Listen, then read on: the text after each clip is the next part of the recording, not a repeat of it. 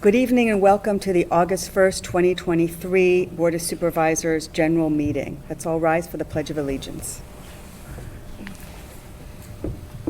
I pledge allegiance to the flag of the United States of America and to the republic for which it stands, one nation, under God, indivisible, with liberty and justice for all.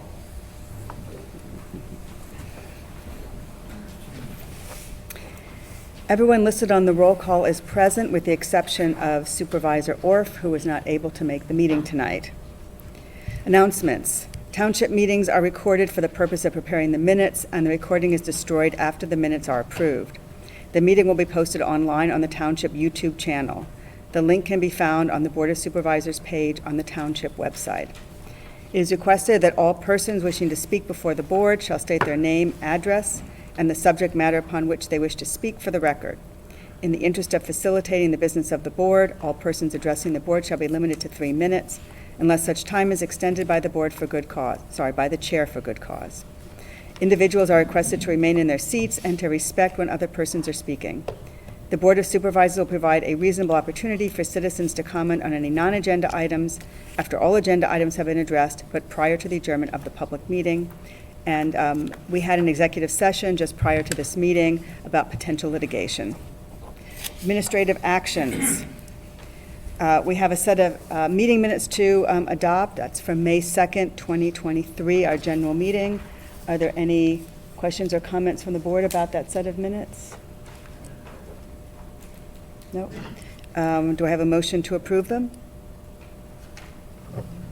Chuck Yeiser will make the motion to approve the May 5th, 2023 general meeting minutes. May 2nd. Sorry, May 2nd, 2023 general meeting minutes. Thank you. Do I have a second? I'll second. Okay, Supervisor Yeiser made the motion, Supervisor Byrd made the second. All those in favor signify by saying aye. Aye. Aye. Any opposed? So that is 4-0. Okay, Treasurer's report. Okay, so this is through July 31st.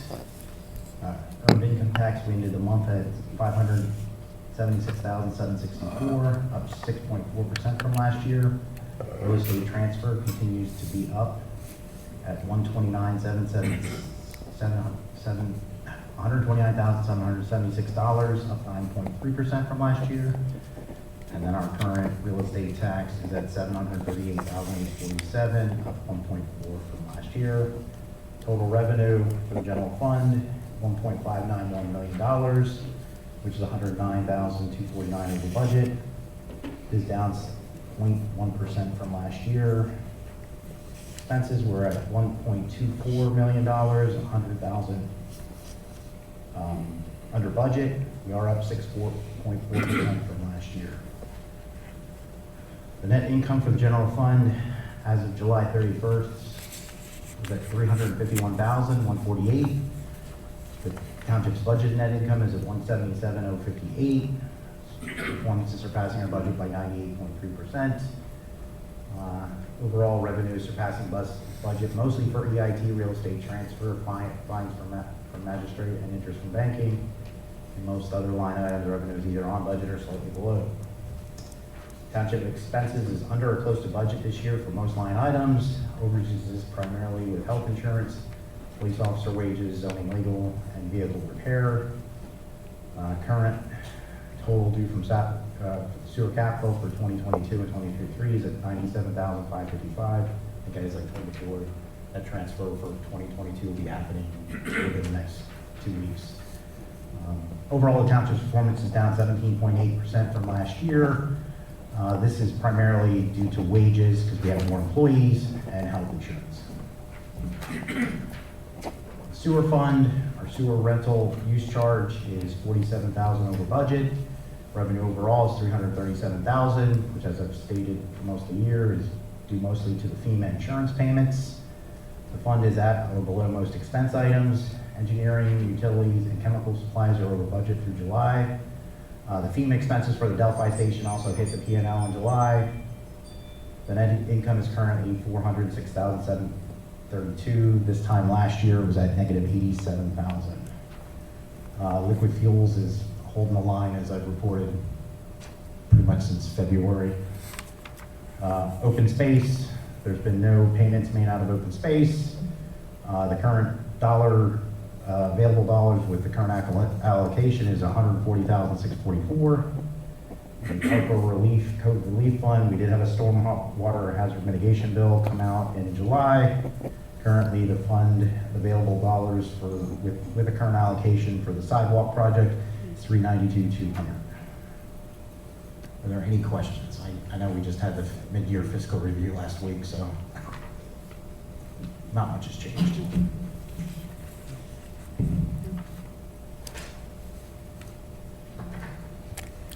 All right. Thank you. Now, for payment of bills, we have bills for the total in the general fund of $65,158.80. In the sewer fund, $23,257.37. And the sewer capital fund, $15,000. Any questions about anything in there? Okay. Do I have a motion to pay these bills? Yeah, I'll make that motion. Thank you. Do I have a second? Chuck Yiser will second. All right, so Supervisor Byrd made the motion, Supervisor Yiser made the second to pay the bills in the general fund, the sewer capital fund, as I mentioned. All those in favor signify by saying aye. Aye. Aye. Any opposed? Motion passes unanimously. Thank you. Professional and staff reports. Sorry, Carol, before you go, our manager, you want to make an announcement about the meeting?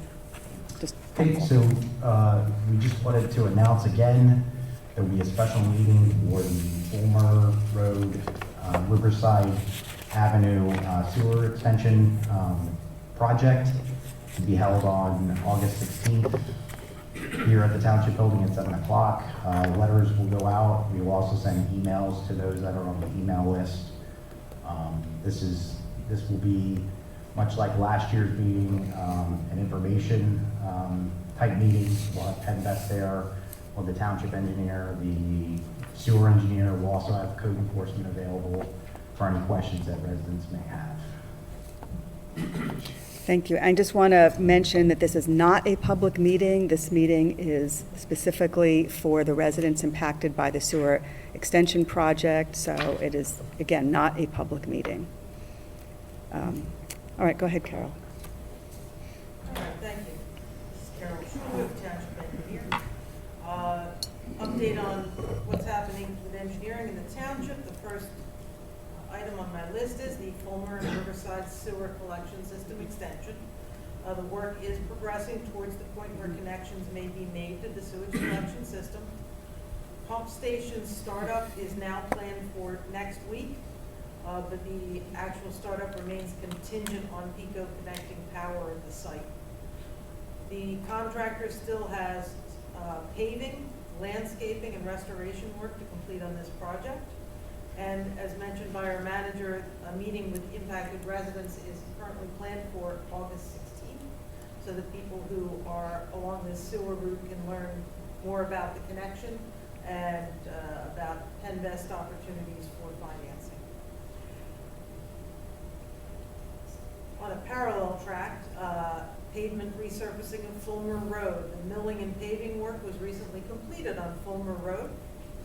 Work on Riverside is pending completion of certain aspects of sewer work by Dolly.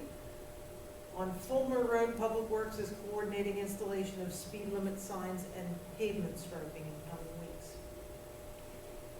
The Goshenhoppen Watershed Sewage Planning Draft Study has been reviewed, and we have received comments from both the Township Planning Commission and the County Planning Commission. We are awaiting a response from the Montgomery County Health Department.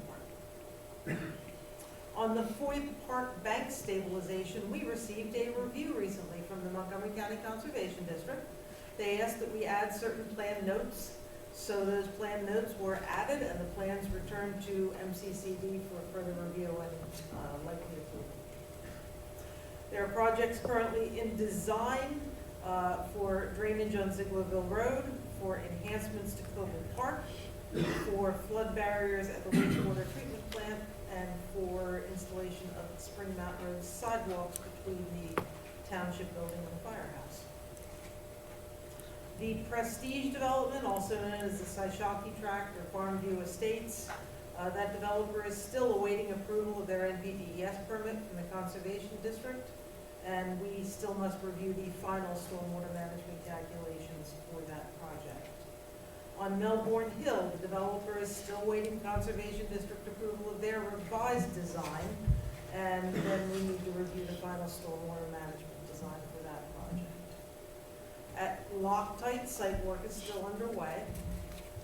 At 1467's Gravel Pike, or Lackmar, final plans were reviewed and accepted. We're waiting for those to get signed and recorded. Arcadia Station, the developer is working through a punch list of items towards closing the development. I spoke with the traffic engineer this past Friday to discuss potential solutions to the roadway profile of the crosswalk on Zieglerville Road. They have committed to providing me a detailed plan within the next 2 weeks.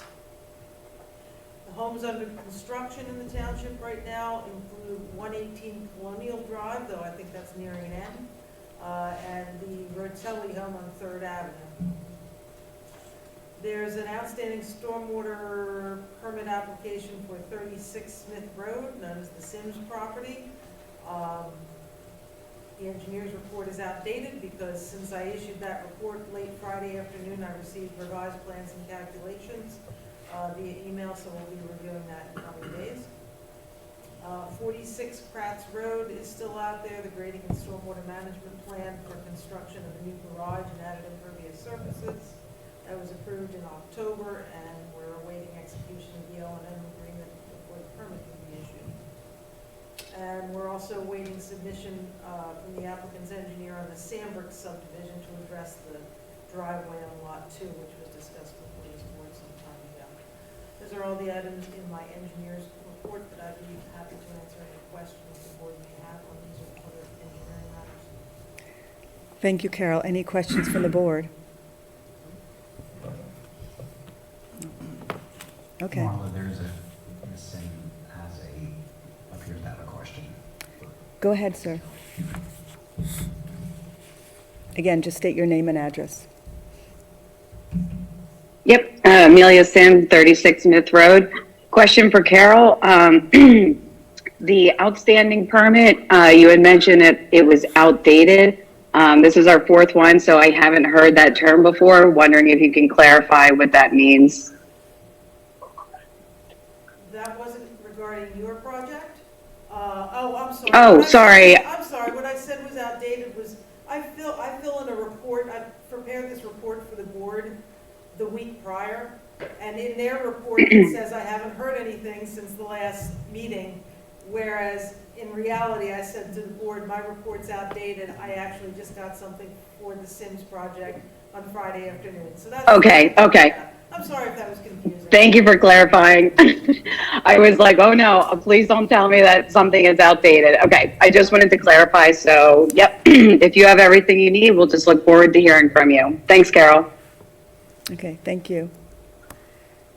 All right.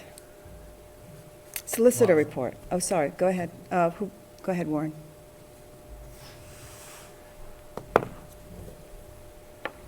Warren Jacobs, Fulmer Road.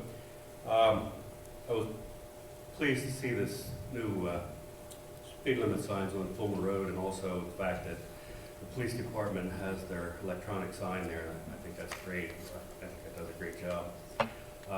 Couple questions. Is the speed limit being changed? So it's still going to be 35 up at the Southford Station Road end? What it was before, it will be when the new signs are installed. We have not done any studies or evaluations of speed limit. Okay. Are we going to have any new signs where there weren't ones before? I brought this up before.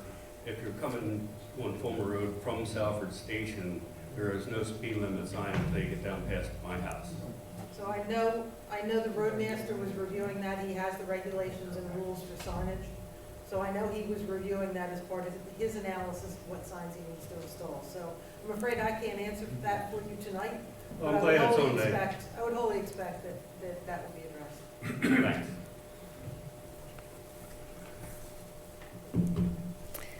All right, solicitors report. I have nothing to report. Okay.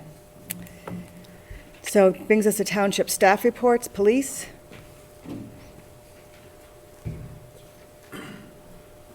Calls for July with 382 handled by the police department. 55 traffic citations were issued. We conducted our annual firearms training, and Officer Kaminsky attended DUI school. And I attached in the packet that I provided the township manager with some of the calls and information regarding the data from the speed signs. And if there's any questions, I'll be more than happy to answer them.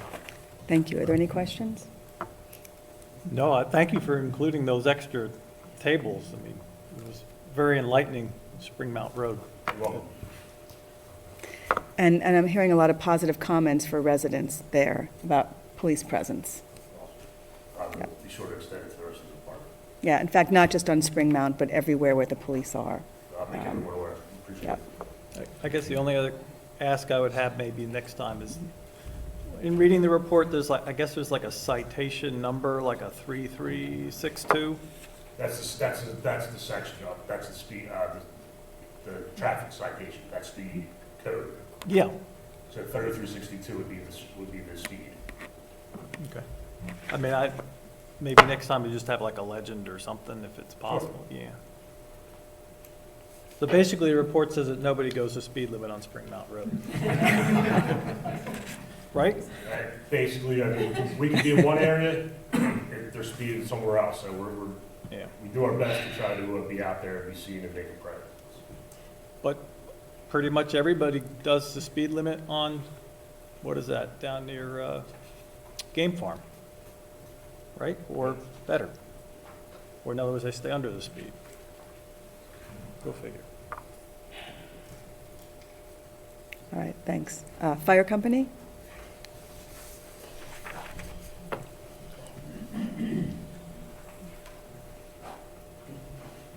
Good evening. There were 18 calls for the month of July. 7 of them were in the township.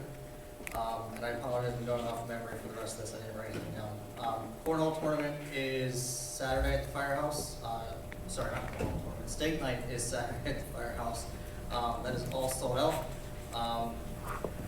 We are currently hopefully awaiting the last round of FEMA grants. We have a grant out for new gear. They're apparently doing one more announcement on Friday. We haven't gotten that yet, so hopefully that comes through on Friday.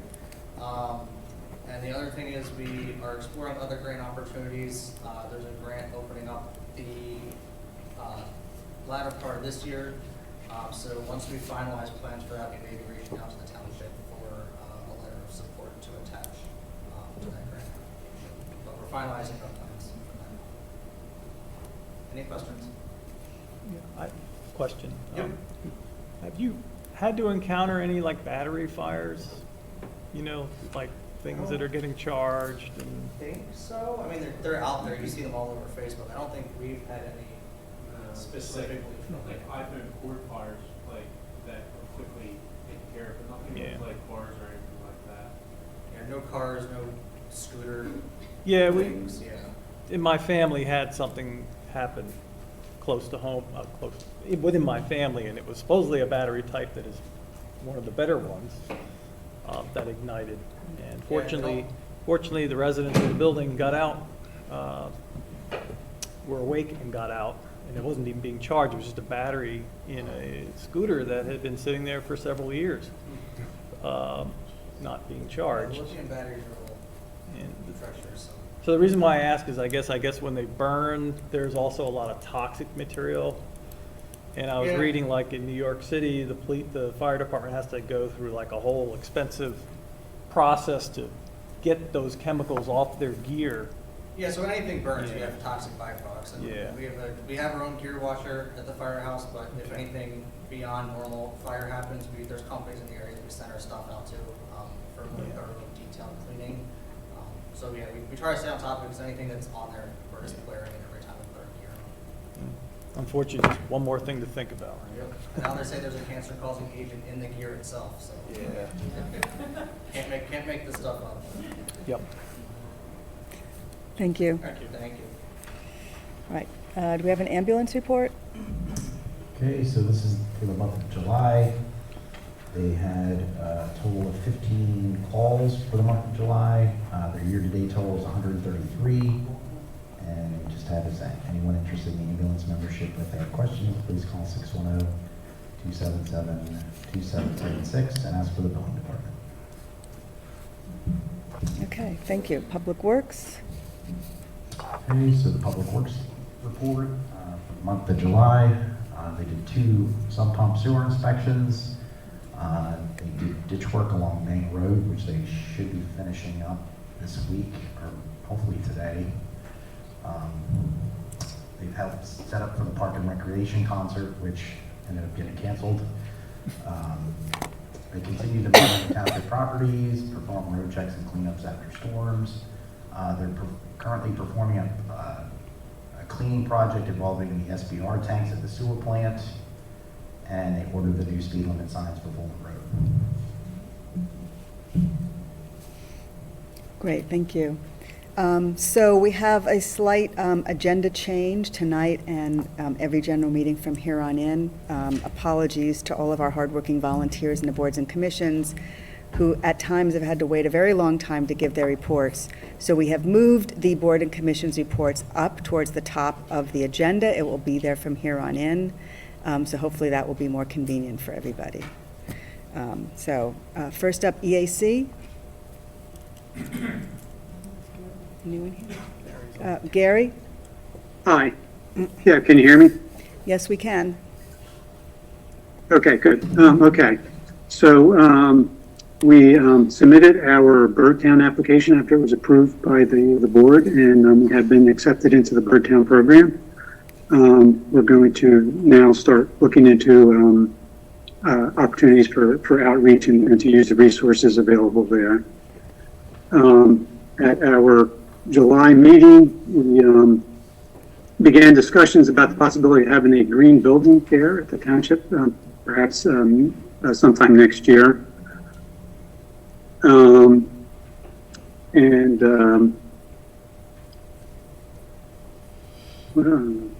Lost my place here. I was not at the meeting, so I'm looking through the list here. Okay.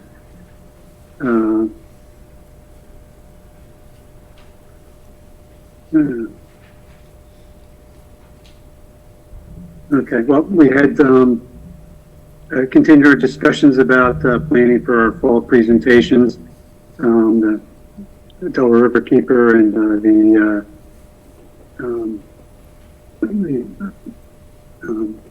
the Fall Festival.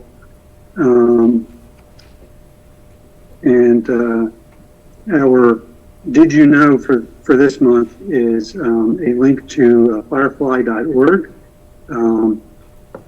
It's a website with information about fireflies, some facts about them, and the threats, the threats they're facing, and the reasons for the declining populations. And that's all I have. Thank you, Gary. Any questions? No questions. Planning Commission.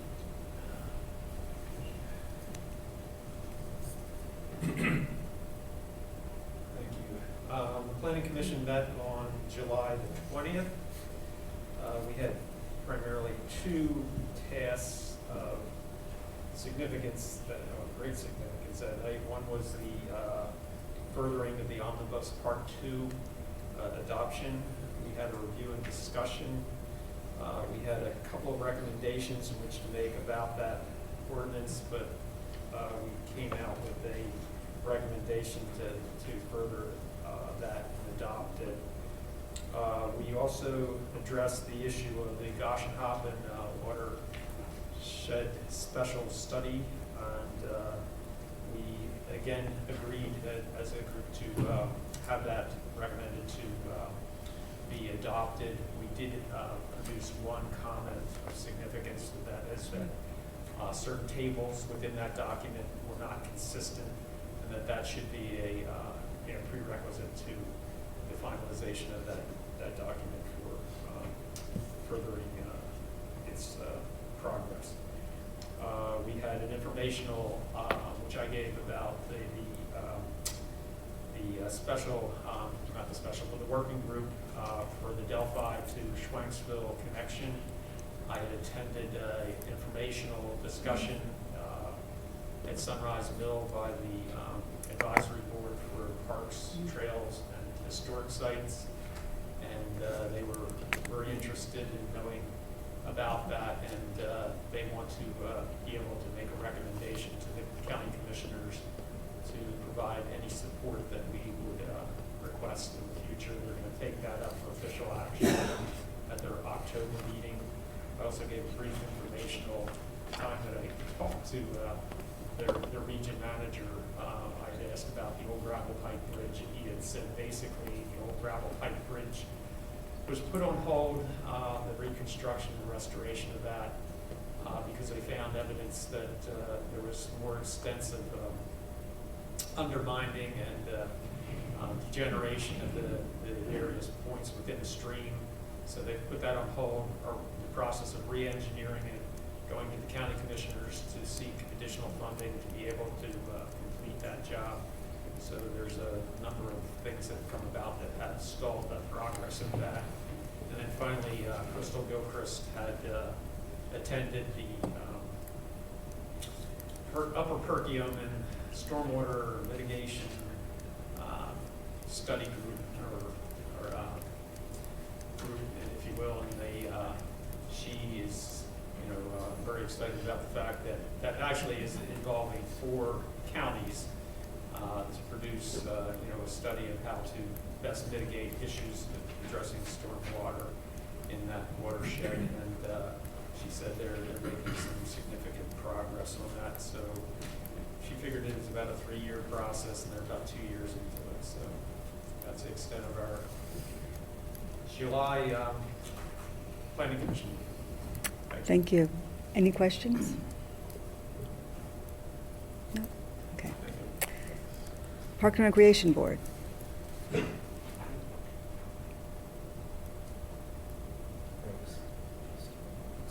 Sorry?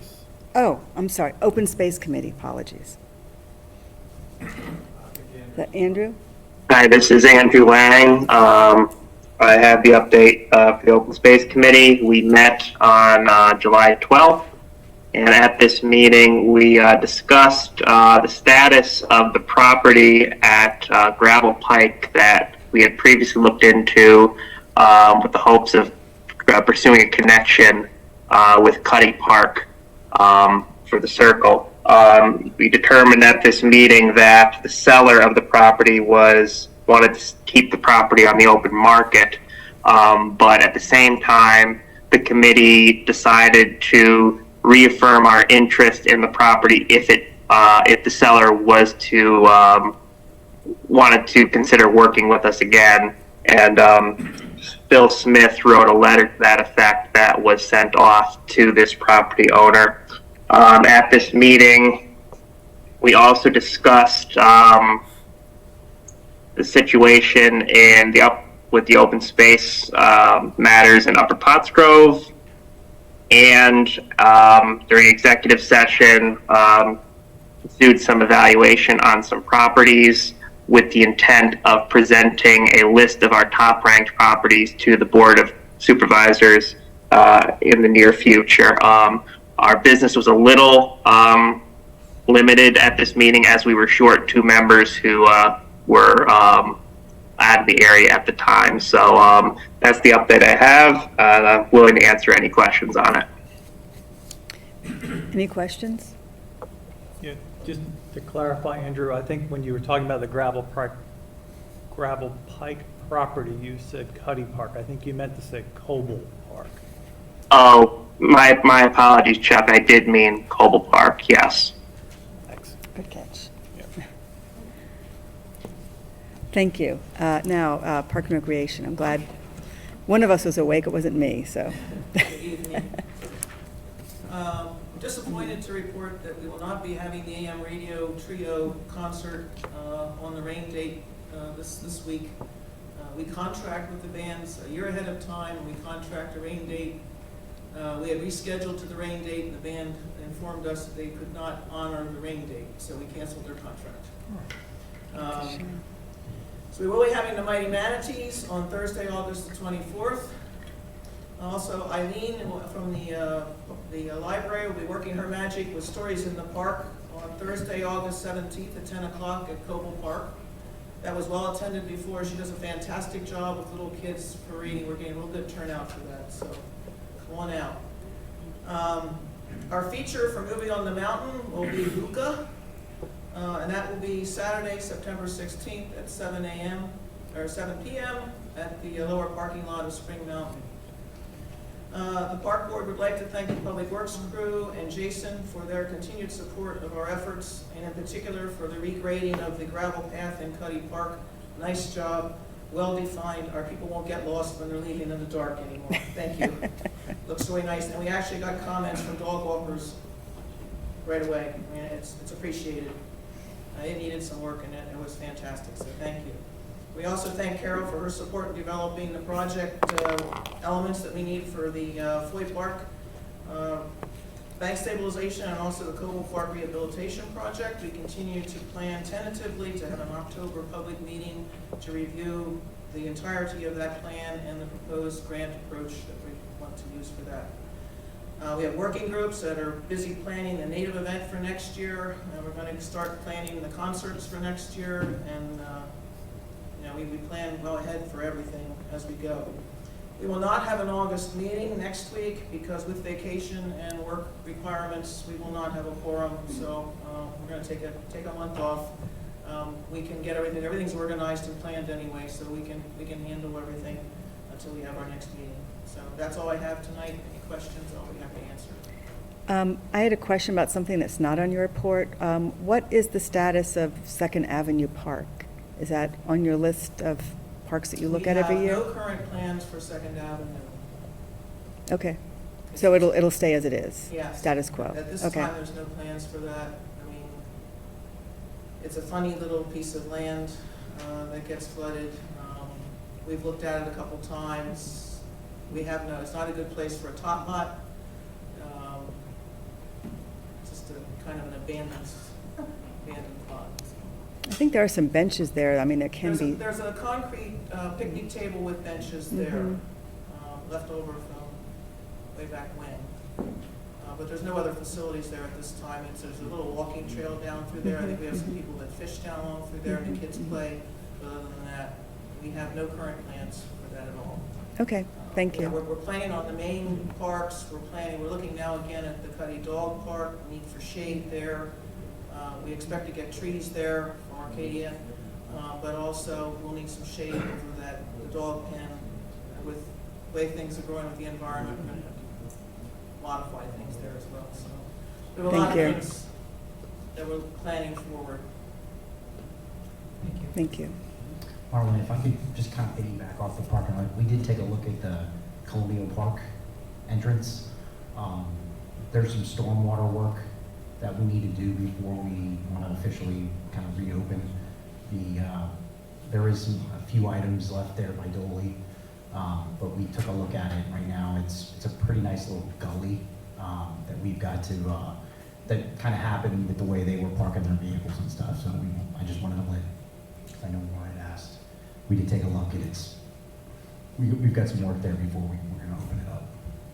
I mean, is the sign still there saying it's closed, or should we put something up on Facebook letting people know? The sign is still there. Okay. So, yeah, I would say it's imminent. Right now, our guys are booked out over the next week or so, but I don't think that's a day's worth of work. Okay. Any other questions for Park and Rec? Thank you, and I hope this new place on the agenda is acceptable to everybody. Thank you. All right, now to the business portion of our meeting, zoning amendment, the omnibus ordinance, part 2.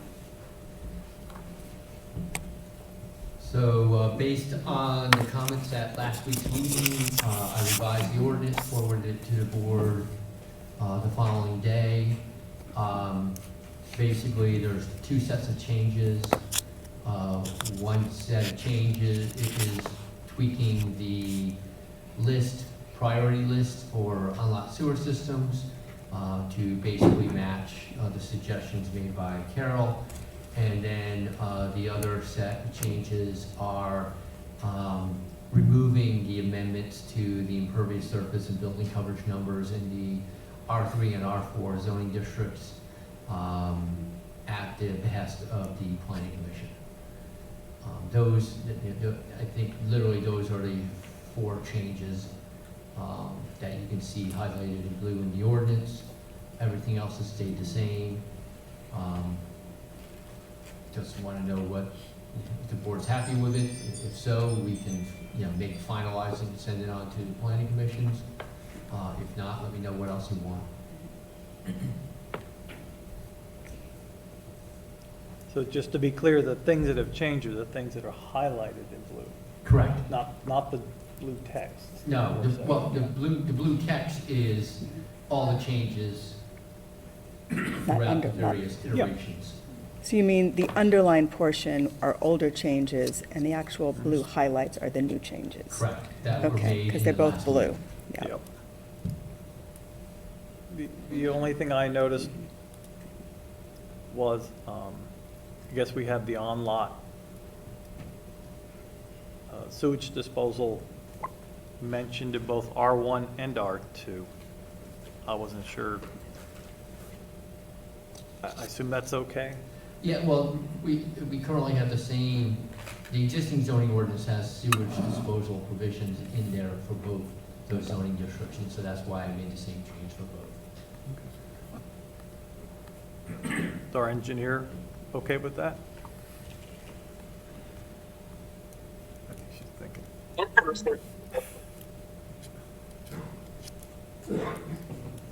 I don't have any objection to it. I don't have any objection to it. I really thought the purpose of this was to address on-lot sewage for the R1 as it correlates to things like neighborhood lotting. So I'm a little surprised to see it in the R2, but I don't have an objection. Do we allow for on-lot sewage in the R2, or is it all publicly sewer? Yeah. No, yeah. I think most of your R2 is within the growth district, but I don't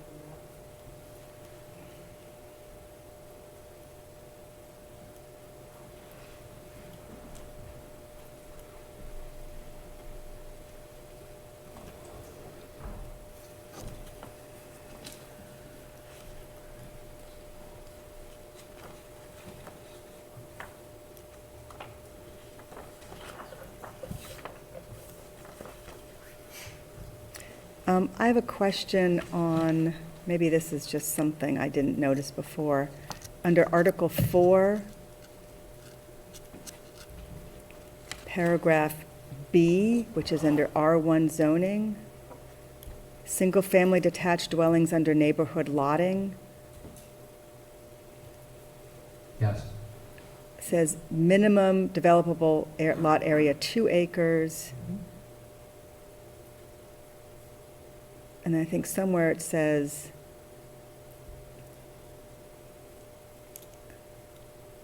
hold on, Are you looking at this? I'm looking at B or A. A1, Yeah, maybe it's A1. that's convention. Yeah, minimum developable lot 2 acres, and then under B, it's the same thing.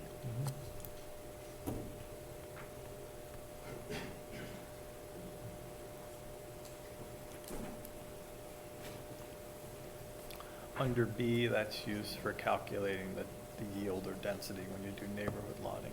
Okay. Because you don't usually see a 2 acre lot with neighborhood lotting. Minimum Used to say developable that. lot area, Pardon? Huh? B subsection 1. Yes. Yeah, Okay, I think that's for, actually, I think, isn't 10 acres the minimum lot size for neighborhood lotting? Well, I mean, we used to use that to calculate the yield before we started subtracting all of the other Okay. factors. Yeah, I mean, that's, Yeah. the only change to that really is I put in the square foot figure along with 2 acres. Okay, But, that's something that's existing. okay. Well, but I mean, it used to say for maximum tract density calculations. Right, that's what's We been kind of taken out. crossed that out.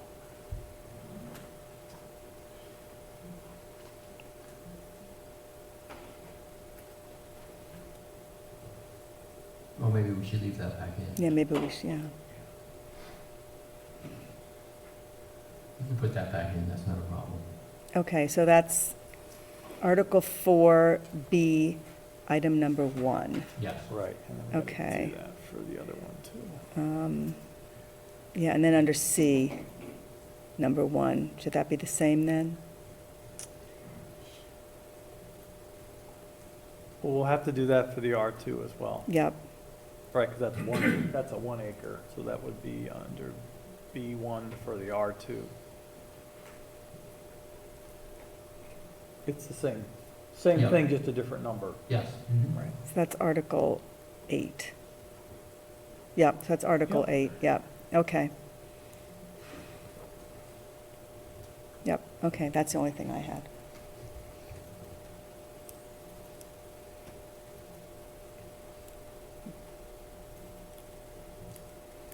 So basically, the numbers in the tables for R3 and R4 are remaining the same, with the exception of our planner's recommendation of lot size, which went to 5,000 square feet in a couple places. But the impervious coverage and the building coverage numbers are the same as what we've had in percentages.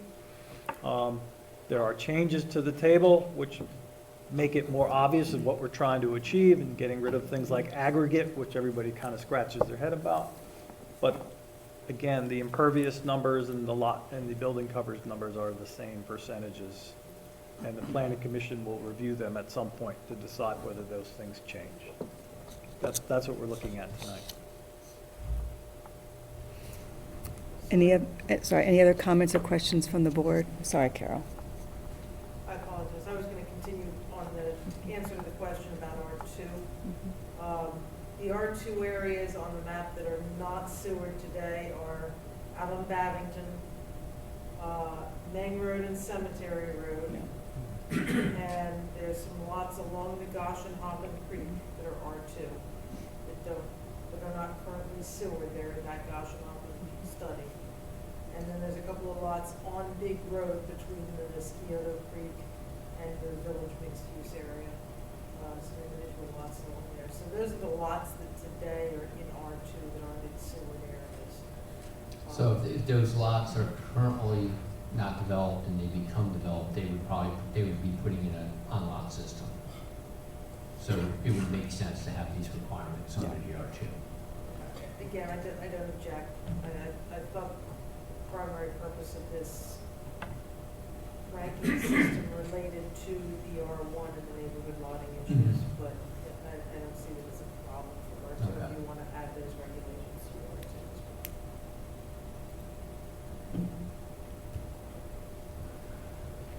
well. Any other questions or, go ahead, Terry. Yeah, so up to this point in the R2, since there was the requirement of public, these were not options for them? They were. They were. There was just no requirement that they go through zoning ranking. Okay, so this makes it more organized, that it's in this, that they have to go through the process? So this means that instead of just talking to their soil scientist in the health department, they'll have to come to the township and go through our zoning and determine what kind of Okay. system to put on their lot. Phil, do you have a comment? Chuck actually answered my question. Okay, he read your mind. Yeah. All right. So if there's no more discussion, is the board ready to take action on this?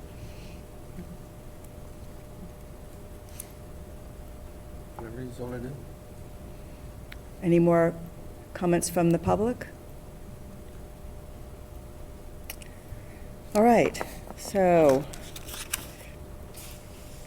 I guess I need a motion to authorize sending the draft omnibus zoning amendment part 2 to the Montgomery County Planning Commission and the Lower Frederick Planning Commission for review. I'm going to make that motion.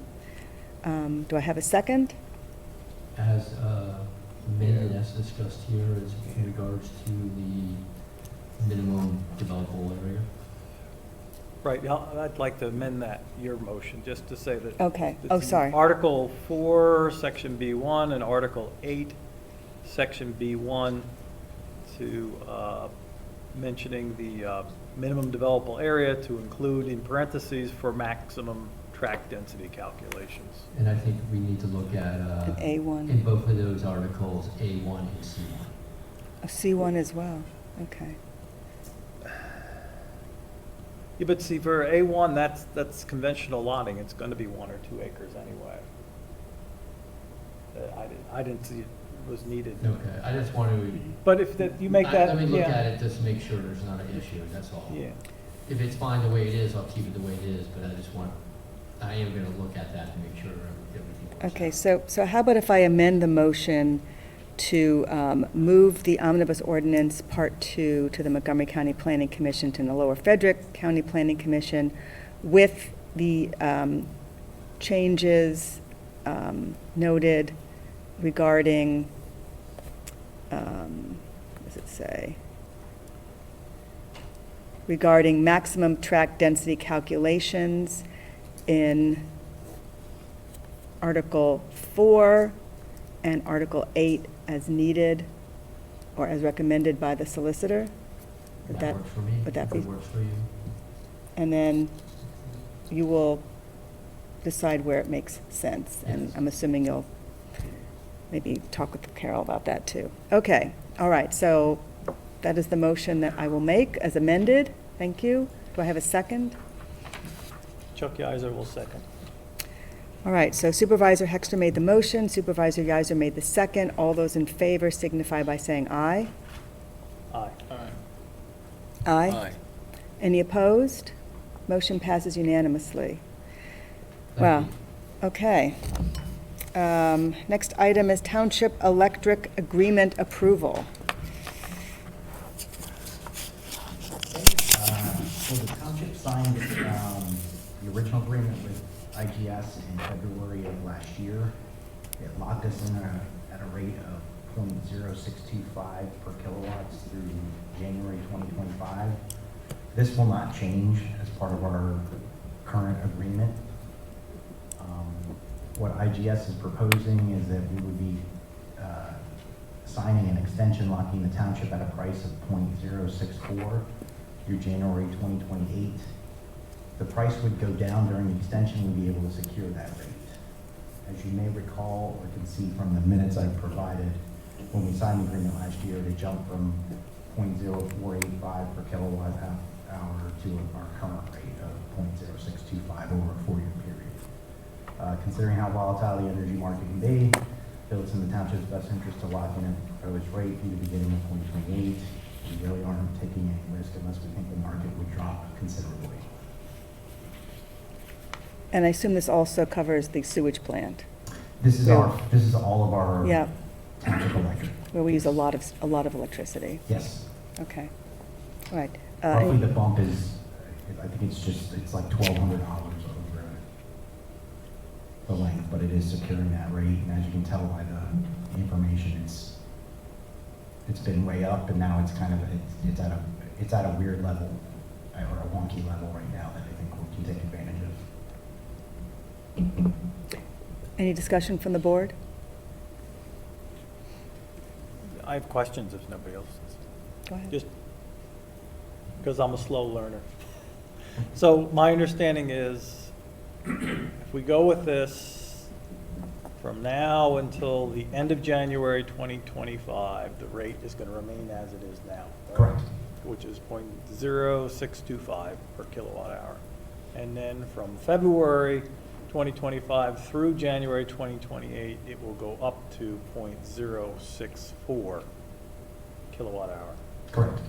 And then you said if the price would go down during the extension, we would be able to secure that rate, meaning that if it went down, we would, We would have the ability to lock in at that lower rate. at a lower rate till the, and that would be till the end of January 2028.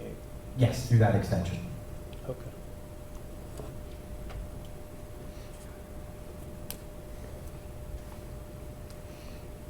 Okay, is the board ready to vote on this?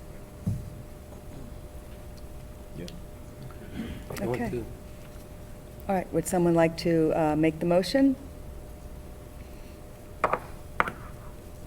Sure. Okay, I'll jump in.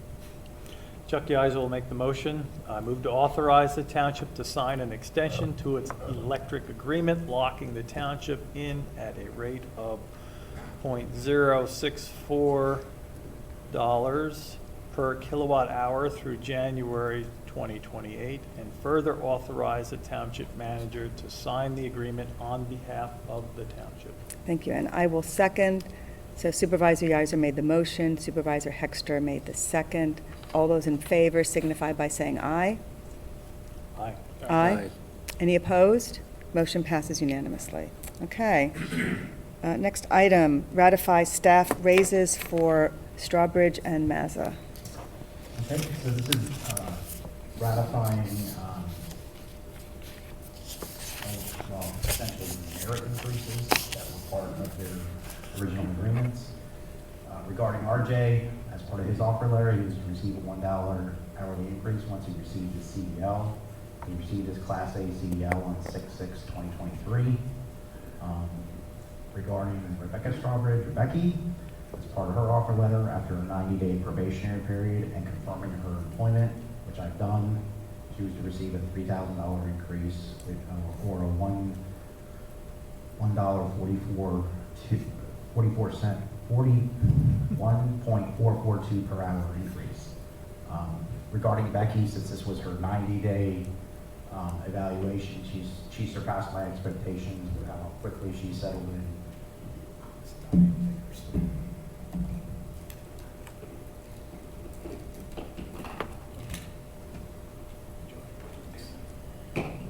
When are we getting the new microphones?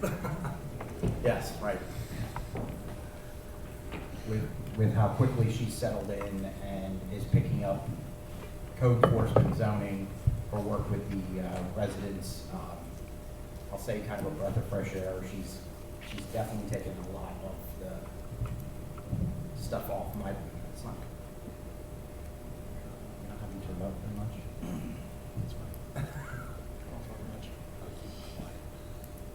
So I would say she's certainly earned her increase that was agreed upon for her offer letter when she got through her 90 days, which she's done. So the motion that I'd be looking for, based on the minimum requirements of their offer letters, I recommend a $1 hourly increase for RJ Mazza, making his hourly rate $29 per hour retroactive to June 6, 2023, and a 1.442 hourly increase for Rebecca Strawbridge, making her hourly rate $21.634 per hour retroactive to July 17, 2020. Okay, any discussion from the board? Would someone like to make the motion? Sure, I'll make that motion. that Great. Jason read. Do I have a second? I'll second it. Thank you. So Supervisor Byrd made the motion, Supervisor Sachs made the second. All those in favor signify by saying aye. Aye. Aye. Aye. Any opposed? Motion passes unanimously. Okay. All right, next, a Park and Recreation appointment. Okay, so separate of what the board just approved, as the board may be aware, Becky is a township resident, and she's interested in joining our Park and Rec Board for a term ending 12/31/2024. Received her application on 7/27. I believe I have no objection from the Park and Rec Board. I'm all for it. She's already attending meetings. Yes. Great, so how many vacancies would you have? We are now full. Oh, that's great. Okay. We've been blessed with some some of our new members are all movers and shakers, and we've got a good team that we can distribute the load a little bit more, and it's working out great. So very happy. That's great. All right. She's been an events planner, and she's going to be able to do this. And she went into this willingly. There was no. All right, so we need a motion to appoint Rebecca Strawbridge to the Park and Recreation Board for a term ending 12/31/2024. I will make that motion. Do I have a second? Chuck Yiser will second. Okay, so Supervisor Hexter made the motion, Supervisor Yiser made the second. All those in favor signify by saying aye. Aye. Aye. Aye. Any opposed? Motion passes unanimously. All right. Voter Services Program. Okay, so we received an email from Brandon Yett, the Elections Communications Manager for the county, asking us to set work session or sessions to help teach voters and eligible voters about voter-related topics. I'm looking to see if the board has interest in us setting this up. It seemed like it would be a special meeting of some kind, the way it's described, not something done during a formal, like a board meeting. I would most likely try to have it prior to a normal board or a volunteer board meeting, since it seems they're requiring no more than a half hour to do these special kind of sessions. Can you provide a little more detail on what exactly is this presentation for voters? What would be included in it? I mean, is it like how to vote or?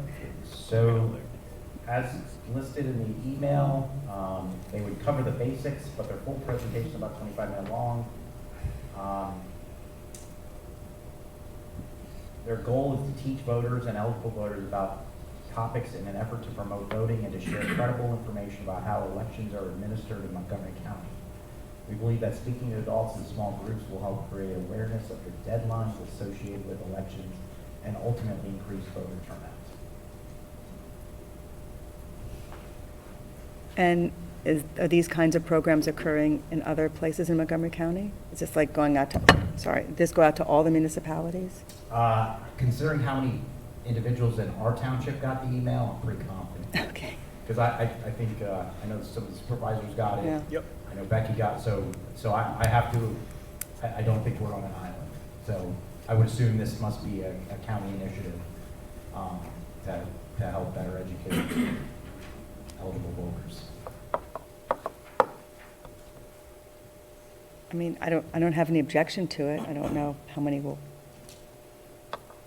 I mean, when would we do it? Well, like I said, I think for my sake, I would probably try to make it like a 6 o'clock, and they could, if they wanted to, prior to, once again, either one of our meetings or one of the volunteer board meetings, and they should be able to fit 2 sessions within that time period, as opposed to making it a special night.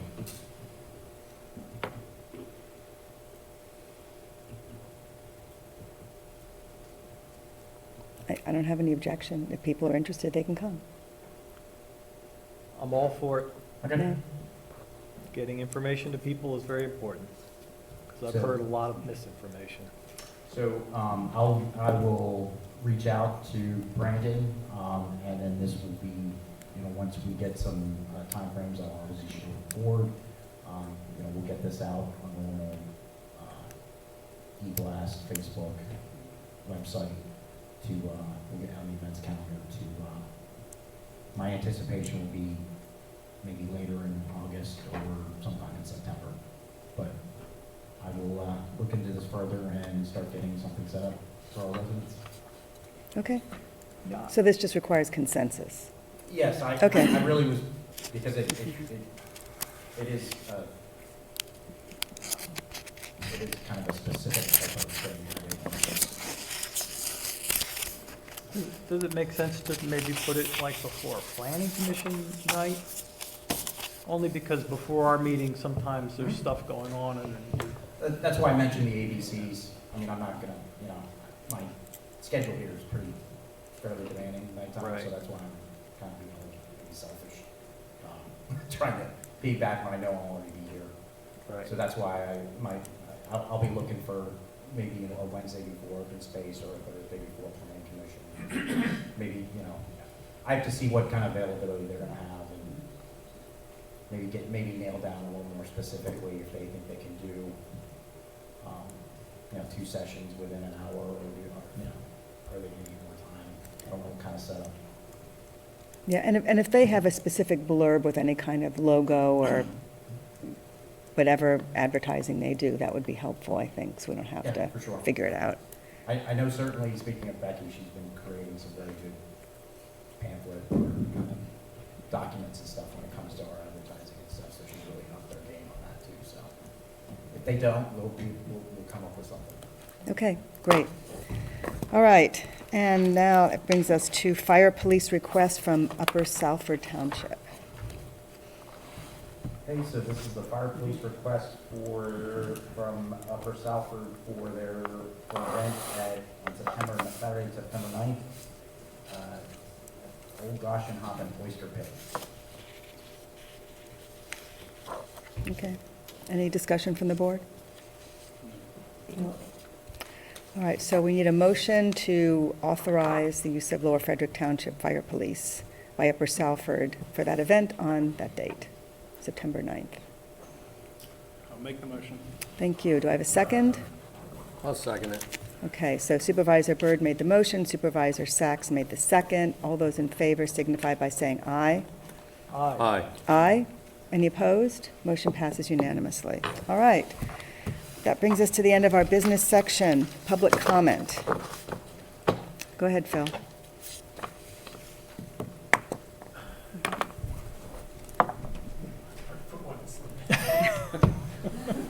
We'll wait. My wife and I are both retirees, therefore we're exempt from the open space tax. We're big advocates and supporters of open space in the township.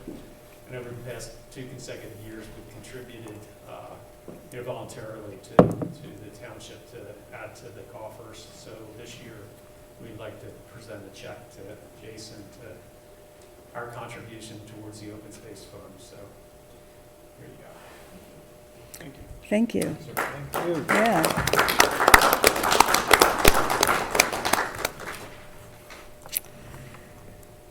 Go ahead, Bob. Bob Burns, Ingerville Road. Carol, you mentioned about the crosswalk paving, and you'll be getting something hopefully in 2 weeks. And, you advised the developer last year, mentioned, several times, even with the petitions that I had handed in for the township to kind of put a time limit to this. It makes sense at this point. We're getting towards, November when, we don't want them paving when the temperature's too cold with PennDOT. So between you and the board, can we kind of give this developer a timeline as to when that road needs to be fixed and paved, along with whatever recommendations you have on Schwenk Road where the damage was done? There was only one spot ever marked out, but there's more damage than that one spot. So the timing was a concern that I raised with the traffic engineer, and that's why I pushed him to promise me we would have something to me in the next 2 weeks. They can't close their development until they've addressed all the issues on our punch list, and that's one of them. I'm not aware that we would have any specific leverage or reason to make a demand of a timeline on the developer. I guess that would require a review of the developer's agreement with the township solicitor, but the simple answer is they don't close their development and get all their escrow money back until everything is done that's on the punch list. No, I fully understand that. I just don't want to have to run through all this coming winter with them not doing it when, your comment in the beginning was, I want no bump. Then we had a bump. Then we've had all kinds of issues and problems. And yes, it's done some traffic calming, but people are interested to see what's happening. So, it would be nice. I don't know if Peter can look into whatever our previous solicitor had written but I don't understand why we wouldn't be able to force them to get it paved this year. They've taken all the time in the world, and if, you know, I don't know where you stand on their punch list. They don't seem to be too concerned.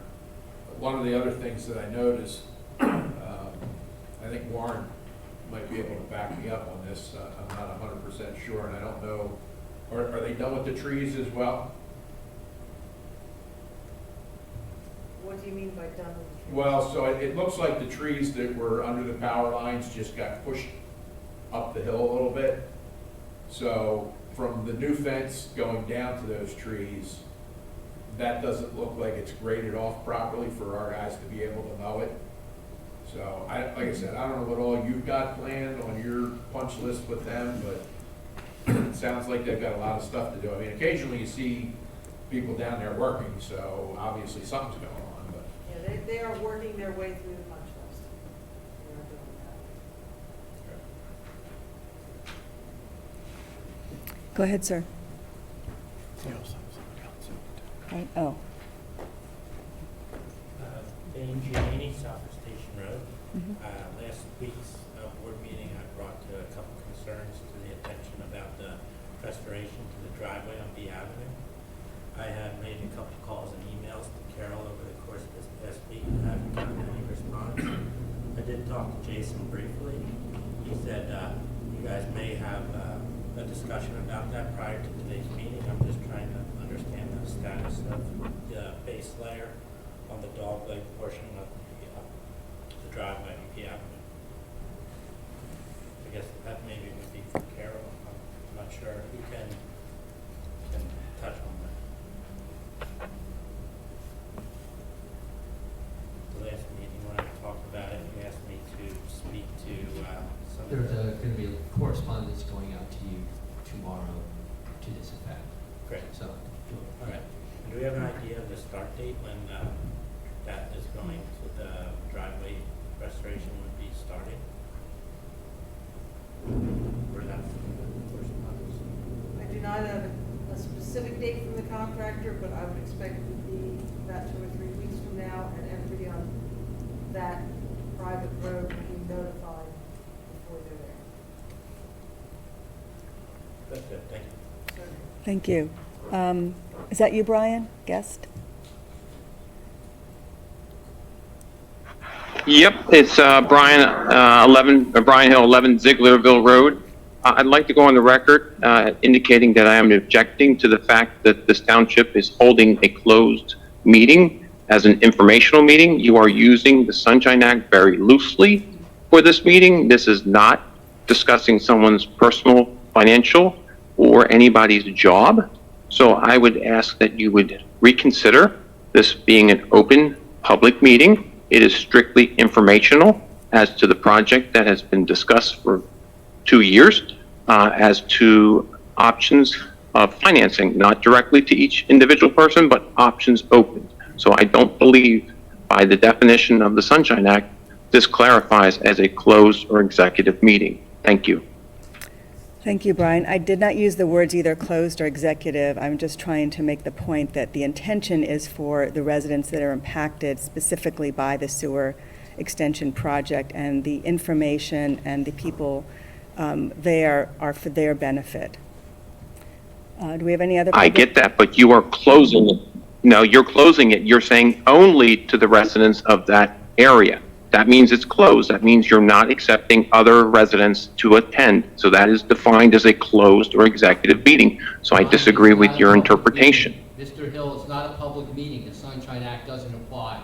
And even if it did apply, the state Supreme Court has specifically stated. It's a township meetings meeting. can't be held. It's a township meeting. What do you mean? It's not a public. You can't, you're opening up a Pandora's box here. It's not a public meeting. This is crazy. Like, where do you get to define this? This is either it's a closed or an open meeting. You can't call it something else, which it is what you're calling it. So you need to define it. You're just wrong. I will continue my legal investigation on this to determine whether you guys are stating something correct here. This is what you're saying is ambiguous. It's either it's open or it's closed. It's not one, or it's not somewhere in between.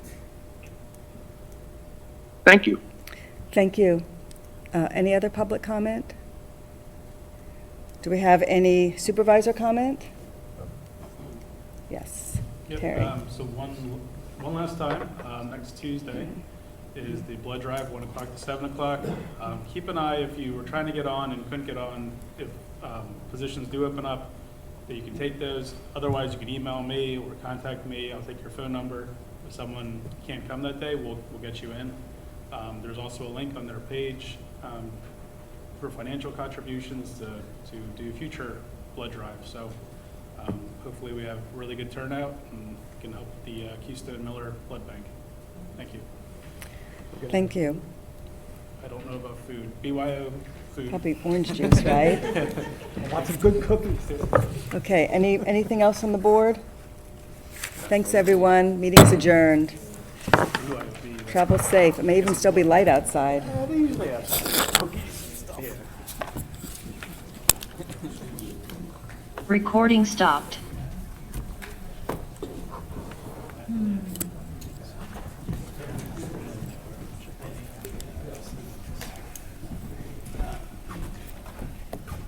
Oh, wonderful.